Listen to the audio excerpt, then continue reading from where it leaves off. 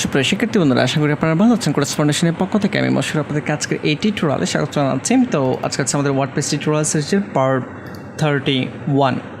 ওকে, তো এই পর্বে আমরা কন্ট্যাক্ট আসের যে পার্টটি ছিল, যে সেকশনটি ছিল, এটি কমপ্লিট করব সিএসএস এর মাধ্যমে ডিজাইন করে। তো এই জায়গায় এখানে দেখেন যে ডান দিকে কিন্তু এখানে অনেকটুকু গ্যাপ রয়েছে, বাট আমাদের যে ফর্মটি রয়েছে এখানে ডান দিকে কোনো গ্যাপ নেই। তো আমরা যেটা করবো, এই জায়গায় যে কলামটি রয়েছে এই কলামটি এডিট করবো, দেন হচ্ছে অ্যাডভান্স ট্যাব এখানে যাবো, দেন হচ্ছে রাইট সাইড, এই যে এখানে রাইট সাইডে আমাদের একটু প্যাডিং দিতে হবে। এই জায়গায় আমি 60 প্যাডিং দিচ্ছি, 60 পিক্সেল। দেন আপডেটে ক্লিক করবো, আপডেটে ক্লিক করার পর এখানে রিলোড দিয়ে চেক করবো যে ঠিকঠাক হয়েছে কিনা। ওকে, প্যাডিং অলরেডি তৈরি হয়ে গিয়েছে। এখন এখানে ফন্ট চেঞ্জ করতে হবে, এই বর্ডারগুলো বাদ দিতে হবে, কারণ হচ্ছে এখানে বর্ডার শুধুমাত্র নিচের দিকে রয়েছে। তো এটা করার জন্য অবশ্যই আমাদেরকে কাস্টম সিএসএস অ্যাপ্লাই করতে হবে। অ্যাডিশনাল সিএসএসে আমি চলে আসছি। আর হচ্ছে ফর্মে একটা ব্যাপার খেয়াল রাখতে হবে। এখানে দেখেন যে আমরা একটা ক্লাস নিয়েছিলাম যে contact-business-from। এখন এই ক্লাসটি আমাদের কাজে লাগবে। আমি জাস্ট কপি করতেছি ক্লাসটি। ওকে, ক্লাসটি কপি করে দেন হচ্ছে এখানে সে নিচে পেস্ট করে দিচ্ছি, এবং এর ভিতরে আমরা প্রতিটি আইটেমের জন্য একটা করে ক্লাস নিয়েছিলাম। এই যে ফর্ম কন্ট্রোল নামে ক্লাস নিয়েছিলাম, সবগুলোর মাঝেই রয়েছে।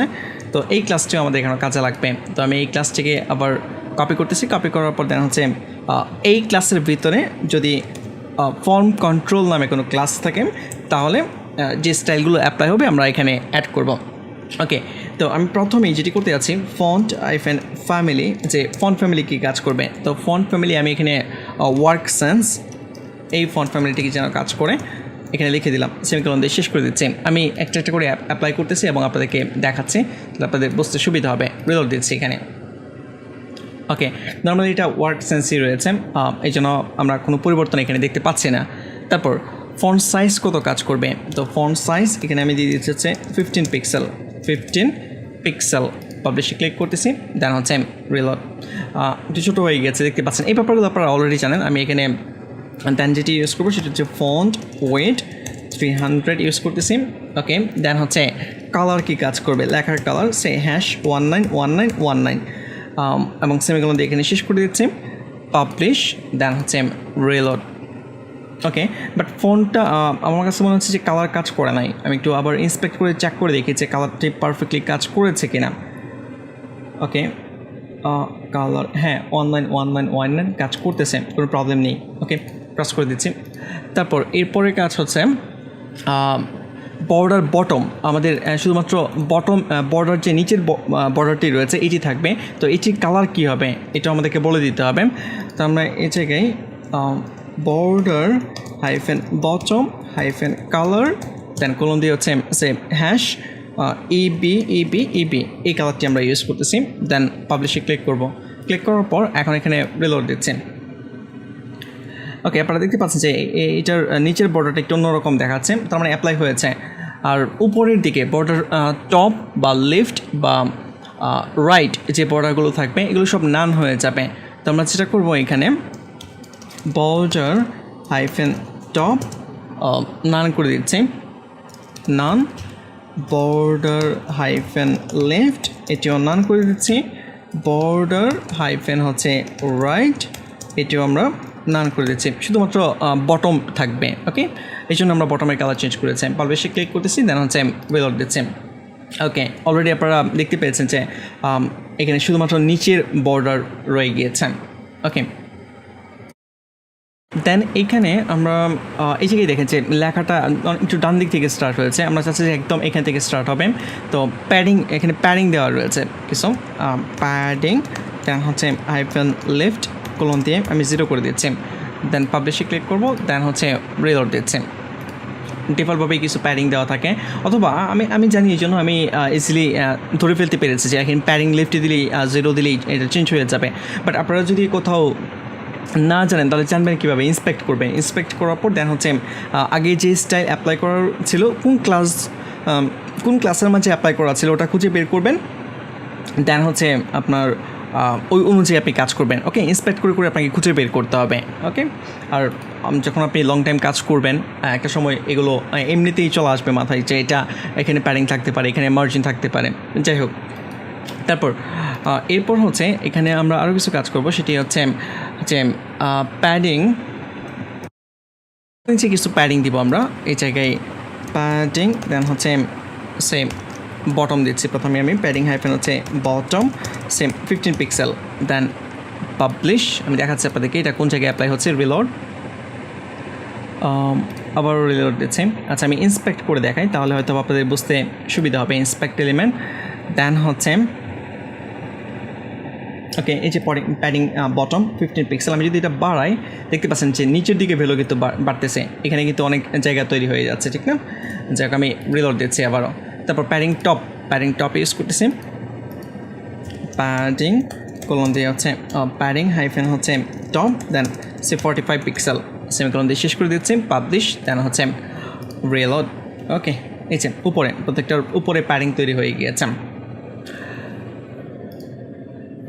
আমরা এরকমই রাখতে চেয়েছিলাম।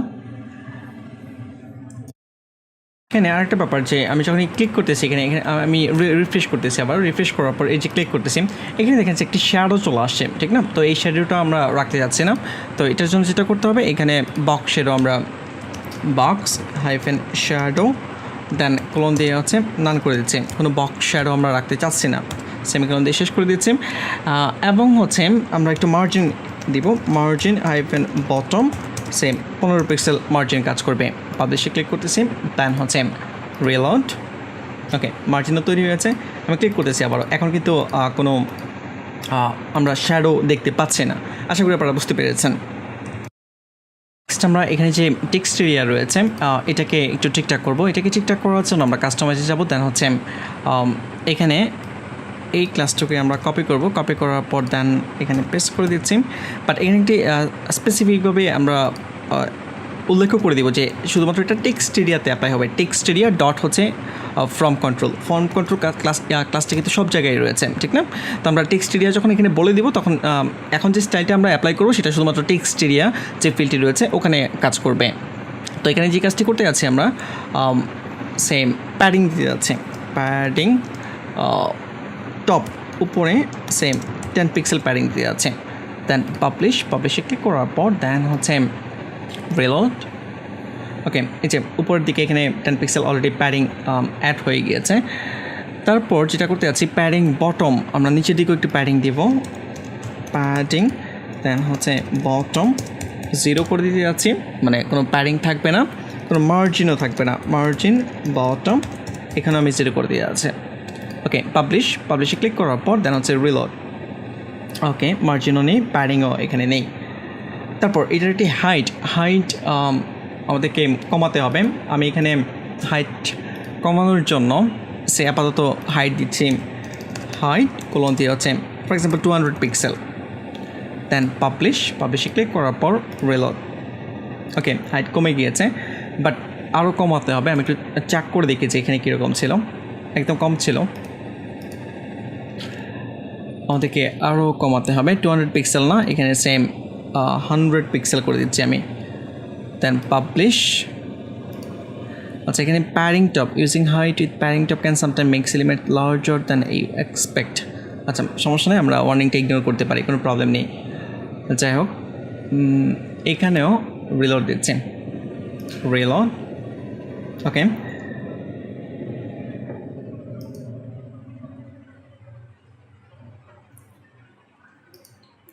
আচ্ছা আমি এই প্যাডিংটা বাদ দিচ্ছি, এই প্যাডিংটা আমি রাখতে যাচ্ছি না, কমপ্লিটলি বাদ দিয়ে দিচ্ছি, দেন পাবলিশ, মানে উপরের প্যাডিংটা দেন হচ্ছে আমি চাচ্ছি যে একটু প্যাডিং থাকুক, ঠিক আছে?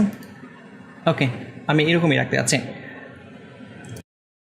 আমরা এখানে যে বাটনটি রয়েছে এই বাটনটিকে একটু ডিজাইন করব। তো ওই বাটনটিকে ডিজাইন করার জন্য আমরা একটু ফর্মে যাচ্ছি, ফর্মে যাওয়ার পর এখানে সাবমিট ফর্ম নামে একটা ক্লাস নিয়েছিলাম, এর ভিতরে হচ্ছে যেই সাবমিট অপশনটি ছিল এখানে আমাদেরকে একটি কাজ করতে হবে, কাস্টমাইজ, দেন হচ্ছে আমি প্রথমে এই ক্লাসটি নিচ্ছি, একটা করে ক্লাস অ্যাড করতেছি, তাহলে আপনারা বুঝতে পারবেন। এই জায়গায় আমি পেস্ট করে দিচ্ছি। ওকে কন্ট্যাক্ট বিজনেস ফর্ম, এর ভিতরে হচ্ছে এই যে সাবমিট ফর্ম।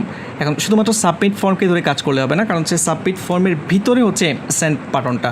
তাহলে কোথায় ছিল, এই যে এখানে কন্ট্যাক্ট বিজনেস ফর্মের ভিতরে হচ্ছে সাবমিট ফর্ম, এর ভিতরে হচ্ছে মেইন সাবমিট বাটন। ওকে তাহলে এখান থেকে ওটার যে ক্লাস আমাদেরকে ইন্সপেক্ট করে খুঁজে বের করতে হবে। ওকে, এই যে WPCF7 এই যে সাবমিট ফর্মের ভিতরে হচ্ছে WPCF7-সাবমিট এই ক্লাসটুকু আমরা ইউজ করব। তাহলে এই ক্লাসটুকু আমি এখান থেকে কপি করতেছি। কপি করার পর দেন হচ্ছে ডট দিয়ে পেস্ট করে দিচ্ছি। এখন মডিফাই যেটা করার দরকার আমরা করব। তো প্রথমেই আমি এখানে ব্যাকগ্রাউন্ড অ্যাড করতেছি, ব্যাকগ্রাউন্ড দেন কোলন দিয়ে হচ্ছে কালার করে দিচ্ছি হচ্ছে #188 দেন হচ্ছে FDC সেমিকোলন তো আমি শেষ করে দিচ্ছি। আমি পাবলিশে ক্লিক করে একটু চেক করে নেব যেটা পারফেক্টলি কাজ করতেছে কিনা। রিলোড। ওকে, যদিও এই কালারটা ইউজ করা হয়েছে তো এখানে আশা করতেছি কাজ করতেছে। এখানে বর্ডার দিব না, আমরা কোনো বর্ডার রাখবো না। আমি এখানে অ্যাপ্লাই করতেছি, বর্ডার নান, দেন হচ্ছে ফন্ট সাইজ 13 পিক্সেল, তারপর হচ্ছে বর্ডার রেডিয়াস, আমরা বর্ডারগুলো একটু রাউন্ড করে দিব 2 পিক্সেল। তাহলে এখানে বর্ডার হাইফেন হচ্ছে রেডিয়াস দেন হচ্ছে 2 পিক্সেল সেমিকোলন দিয়ে শেষ করে দিচ্ছি। তারপর হচ্ছে প্যাডিং দিব, প্যাডিং সরি অ্যালাইন কন্টেন্ট চলে আসতেছে বারবার। প্যাডিং, এখানে প্যাডিং যেটা দিব সেটা হচ্ছে যে আমরা উপরে দিচ্ছি হচ্ছে 13 পিক্সেল, ডানে বামে 13 পিক্সেল, ডানে বামে দিচ্ছি হচ্ছে 40 পিক্সেল, আর হচ্ছে নিচের দিকে আবার 13 পিক্সেল দিচ্ছি, অথবা 15 করে দিচ্ছি। আমি 13 না করে 15 করে দিচ্ছি, 15 এখানেও আমি 15 করে দিচ্ছি। দেন হচ্ছে পাবলিশে ক্লিক করব। পাবলিশে ক্লিক করার পর এখন এখানে রিলোড দিচ্ছি। ওকে, প্যাডিং হয়ে গেছে, দেখতে পাচ্ছেন সব কিছু ঠিকঠাক রয়েছে। ওকে, আমরা হভার করতেছি, এখানে যখন হভার করতেছি কালারটা ব্ল্যাক হয়ে যাচ্ছে। তো এটা যেন না হয় আমরা এতটুকু আবার কপি করব। কপি করার পর দেন হচ্ছে নিচে পেস্ট করে দিচ্ছি WPCF7 সাবমিট। এর উপরে যখন হভার করবে তখন হচ্ছে কালার FFF ওটাই কাজ করবে, #FFF সেমিকোলন দিয়ে শেষ করে দিচ্ছে। পাবলিশ দেন হচ্ছে রিলোড। ওকে, এখন মাউস হভার করতেছি, দেখতেছেন পারফেক্টলি ঠিকঠাক রয়েছে। এখানে আপনারা দেখতে পাচ্ছেন যে সেন্ড যে বাটনটি রয়েছে এটা একটু নিচে নেমে গিয়েছে আর এটা একটু উপরে। এর কারণটি হচ্ছে আমরা যদি একটু ফর্মের ডিজাইনে চেক করি যে কোডগুলো করেছিলাম, এখানে একটু স্পেস রয়েছে, এই যে এই টিপের পরে টেক্সটটি এর মাঝখানে একটু স্পেস রয়েছে, এই স্পেসটি বাদ দিতে হবে। তো স্পেসটি আমি বাদ দিয়ে দিচ্ছি। তো হচ্ছে সেভে ক্লিক করতে হবে। সেভে ক্লিক করার পর এখন আমরা যদি একটু রিলোড দিই, এখানে রিলোড দেখতে পাচ্ছেন যে এটা কিন্তু সলভ হয়ে গিয়েছে। তো আমার কাছে মনে হচ্ছে যে পারফেক্টলি রয়েছে সব কিছু। আপনারা ইচ্ছা করলে আরও যদি মডিফাই করতে চান CSS ইউজ করে আপনারা আপনাদের মতো করে মডিফাই করে নিতে পারেন, বাট আমি আর মডিফাই করতেছি না, আমি এরকমই রাখতে যাচ্ছি। ওকে, তো আমাদের এখানে home page, about us, blog এবং কন্ট্যাক্ট আস 4টি পেজই কমপ্লিট হয়েছে। এখন যে ফর্মটি রয়েছে আমাদের এখানে, যে ফর্মটি আমরা ডিজাইন করেছি, আমি আবার একটু চেক করে দিচ্ছি, ক্রস করতেছি। ওকে, এখানে কন্ট্যাক্ট আস পেজ, দেন হচ্ছে স্ক্রল ডাউন। ওকে, এই জায়গায় say your name, your email, যখন এই ফিল্ডগুলো যখন ফিল আপ করে সেন্ড মেসেজে ক্লিক করবে তখন কোথায় যাবে মেলটি, এটি কনফিগারেশন করার জন্য যেটা করতে হবে আপনাদেরকে, এই জায়গায় একটা অপশন পাবেন যে মেইল, এই মেইলে ক্লিক করতে হবে। দেন হচ্ছে এইখানে টুতে এই জায়গায় আপনার মেলটি দিতে হবে, খেয়াল রাখতে হবে এই জায়গায়, এবং হচ্ছে এখানে সেম মেলটি থাকতে হবে, তাহলেই পারফেক্টলি কাজ করবে। আর হচ্ছে লোকাল হোস্টে মেল অবশ্যই কাজ করবে না, অবশ্যই আপনাকে সার্ভারে আপনার সাইট সেট আপ করতে হবে, হোস্টিং পারচেস করে দেন হচ্ছে সার্ভারে যদি আপনি ওয়েবসাইট সেট আপ করেন তাহলে যে কেউ যখন আপনার ওয়েবসাইট ব্যবহার করে আপনাকে মেসেজ পাঠাবে সেই মেসেজটি আপনি পেয়ে যাবেন এবং আপনি রিপ্লাই করতে পারবেন। তো আশা করি আপনারা বুঝতে পেরেছেন। ওকে, এখানে একটি প্রবলেম দেখতে পাচ্ছি যে হভার করলে কিছু কালার দেখতে পাচ্ছি, বাট আমি চাচ্ছি না যে হভার করলে এই কালারগুলো আসুক।